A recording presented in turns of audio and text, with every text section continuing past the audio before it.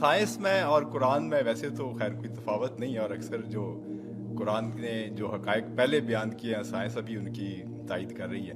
لیکن ایک تفاوت یا فرق بڑا واضح ہے جو مجھے اکثر کھٹکتا رہتا ہے کہ اس کی اگر آپ توضیح کر سکیں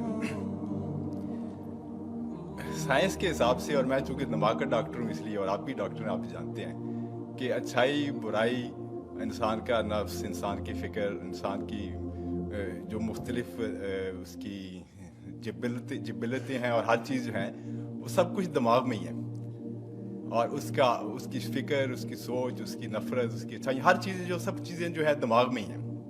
اور یہ سائنس نے بڑی اچھی طرح واضح کر دی ہے، اس میں آپ کوئی شک کی گنجائش نہیں رہے گی۔ لیکن اس کے برعکس مذہب جو ہے وہ قلب کے اوپر توجہ دیتا ہے اور ہر طرف قلب کا ذکر کیا جاتا ہے، تو اس میں اس تفاوت کا مجھے کچھ اگر آپ وضاحت کر سکیں۔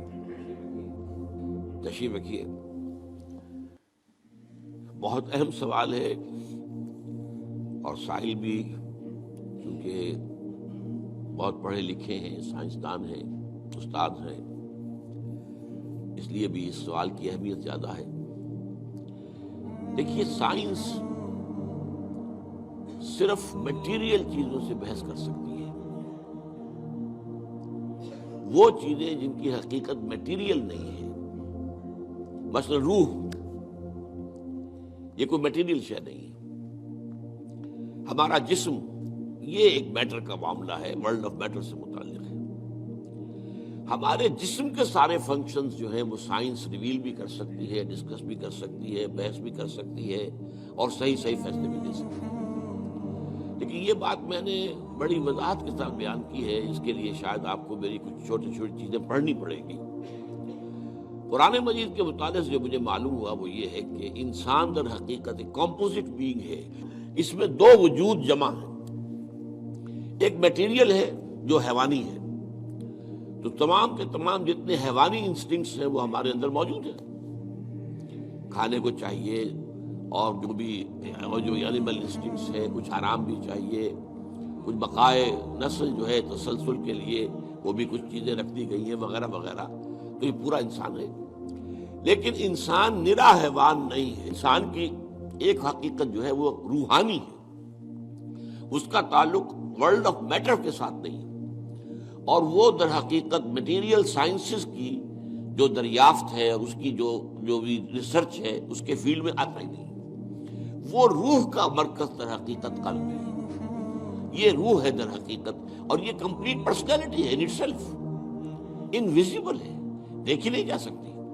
لیکن یہ ہے کہ یہ در حقیقت، اور اس کی تخلیق ہمارے ان جسموں کی تخلیق سے بہت پہلے ہوئی تھی، بہت پہلے،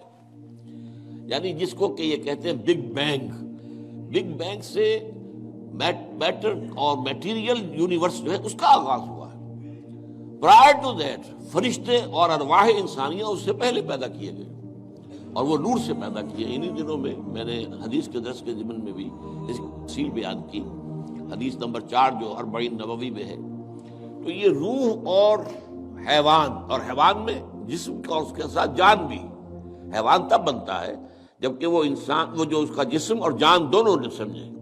عام مغالطہ ہمارے ہاں یہ ہے کہ یہ روح کے معنی ہے جان، نہیں،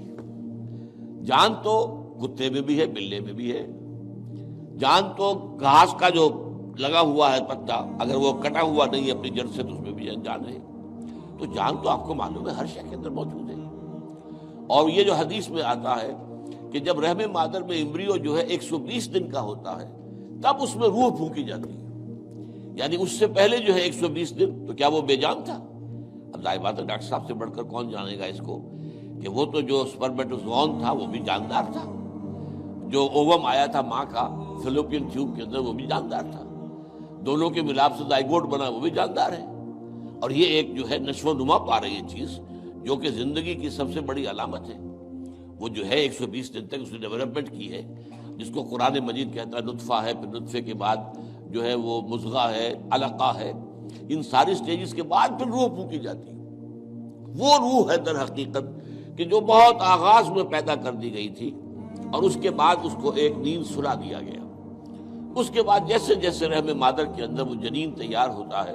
تو 120 دن کے بعد اس کی روح جو وہاں موجود ہے پہلے سے، پرائر ایگزسٹنس اس کی ہے، وہ لا کر اس میں پھونک دی جاتی ہے۔ یہ اصل میں حصہ دین کی حکمت کا ایسا ہے جو آج کل عام طور پر بالکل نگاہوں سے اوجھل ہو گیا۔ عام طور پر تو ہمارے اچھے اچھے علماء اور جدید مفکرین خاص طور پر روح کے علیحدہ وجود ہی کے قائل نہیں ہیں۔ اب یہ روح کا اگر علیحدہ وجود نہیں ہے تو آپ دیکھیے سورہ اعراف کے اندر فرمایا کہ تم سب نے ہم سے عہد کیا تھا الست بربکم قالوا بلی، وہ کون تھے سب؟ ظاہر بات ہے اس وقت تک تو ابھی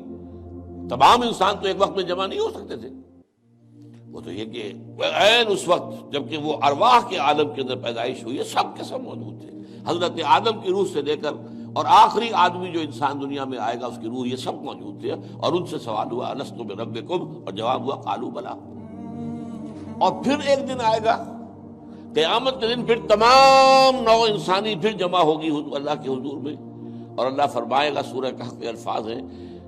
لقد جئتمونا کما خلقناکم اول مرہ، آ گئے ہو نا ہمارے پاس جیسے کہ ہم نے تمہیں پہلی مرتبہ پیدا کیا تھا۔ اب یہ پہلی مرتبہ کی پیدائش وہ ہے جو عالم ارواح میں ہوئی ہے، دوسری مرتبہ کی پیدائش وہ ہے جو اس عالم مادی کے اندر، یہ جو مٹیریل ورلڈ کے اندر پیدا ہوئی ہے۔ میری پیدائش 76 برس پہلے ہوئی ہے، اس سے پہلے میرے اس جسم کا وجود کوئی نہیں تھا، میری روح موجود تھی، اگرچہ وہ ایک جگہ پر اللہ تعالیٰ کے ہاں ایک کسی سٹور کے اندر تھی لیکن موجود تھی۔ تو دل اصل میں مرکز ہے روح کا، اور روح ایک کمپلیٹ انڈیپینڈنٹ پرسنالٹی ہے، اس کا تعقل بھی ہے، یہ دیکھتی بھی ہے، بغیر ان آنکھوں کے دیکھتی ہے، روح براہ راست دیکھتی ہے،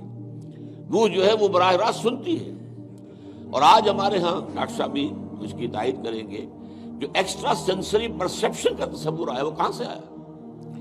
ہم تو جانتے تھے کہ 5 ہی حواس خمسہ ہیں، انہی سے انسان جو ہے پرسیپشن ہوتی ہے، تو یا تو بصارت ہے، یا سماعت ہے، یا ٹچ ہے، یا اسمیل ہے، یہی ٹیسٹ ہے، یہی حواس خمسہ ہمیشہ سے چلے آ رہے ہیں۔ یہ ایکسٹرا سینسری پرسیپشن کہاں سے آیا؟